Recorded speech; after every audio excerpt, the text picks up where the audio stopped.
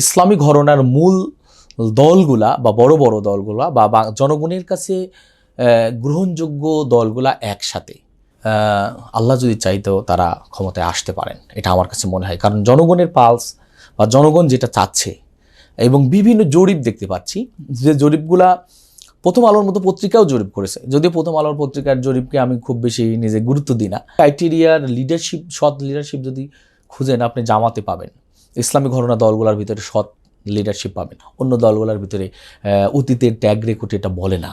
8 দলের যে একটা মানে ভোট, এটাকে কি বলা হয়, ভোট মানে একই বাক্সে যাওয়ার যে একটা যৌথ মানে ঐক্য, এই ঐক্যটা আমি মনে করি যে বাংলাদেশের পার্সপেক্টিভে একটা ঐতিহাসিক।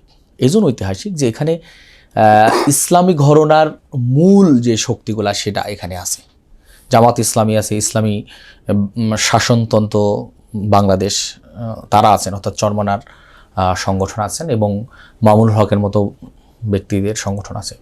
তো এই জায়গাটা একটা হলো যে এটা একটা ঐতিহাসিক যে ইসলামী ঘরানার মূল দলগুলা বা বড় বড় দলগুলা বা জনগণের কাছে গ্রহণযোগ্য দলগুলা একসাথে, এটা একটা। দ্বিতীয় হলো যে যেহেতু এইগুলা একসাথে ইসলামী ঘরানা এবং ইসলামকে যারা ভালোবাসেন, এবং এক কথাই যদি বলি যে ইসলাম বিদ্বেষী না, এরকম জনতা ওগুলাকে ভোট দেবেন। এক্ষেত্রে আমার মনে হয় যে এখন যে জোয়ার চলছে, গণজোয়ার, এই 8 দলের যে ঐক্য, আল্লাহ যদি চাইতো তারা ক্ষমতায় আসতে পারেন, এটা আমার কাছে মনে হয়। কারণ জনগণের পালস বা জনগণ যেটা চাচ্ছে, এবং বিভিন্ন জরিপ দেখতে পাচ্ছি যে জরিপগুলা প্রথম আলোর মতো পত্রিকাও জরিপ করেছে, যদিও প্রথম আলোর পত্রিকার জরিপকে আমি খুব বেশি নিজে গুরুত্ব দিই না, দেখতেছিলাম। তারপরে বিভিন্ন প্রতিষ্ঠানের জরিপগুলা, যে এটা কোনো রাজনৈতিক দলকে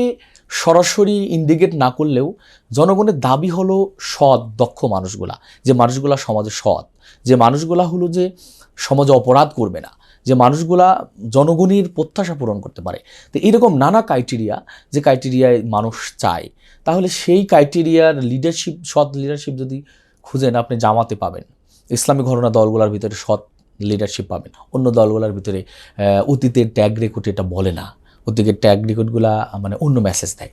কাজেই সেই জায়গায় আমি মনে করি নিঃসন্দেহে জামাত এবং জামাতের সাথে সংশ্লিষ্ট যে জোট, এই জোট যদি শতভাগ সফল নির্বাচনে অংশগ্রহণ করতে পারে এবং লেভেল প্লেইং ফিল্ডটা যদি নিশ্চিত করা যায়, তাহলে আমার কাছে মনে হয় যে এই জোটই সরকার গঠন করবে। আর সরকার গঠন করার পরে দেশ পরিচালনা করতে পারবে কিনা এটা একটা প্রশ্ন। যারা জনগণের ম্যান্ডেট নিয়ে ক্ষমতায় আসবেন, জনগণ যাদের সাথে থাকবে, আমার কাছে মনে হয় যে তারা অনেক সফলতার সাথে রাষ্ট্র পরিচালনা করতে সক্ষম হবে।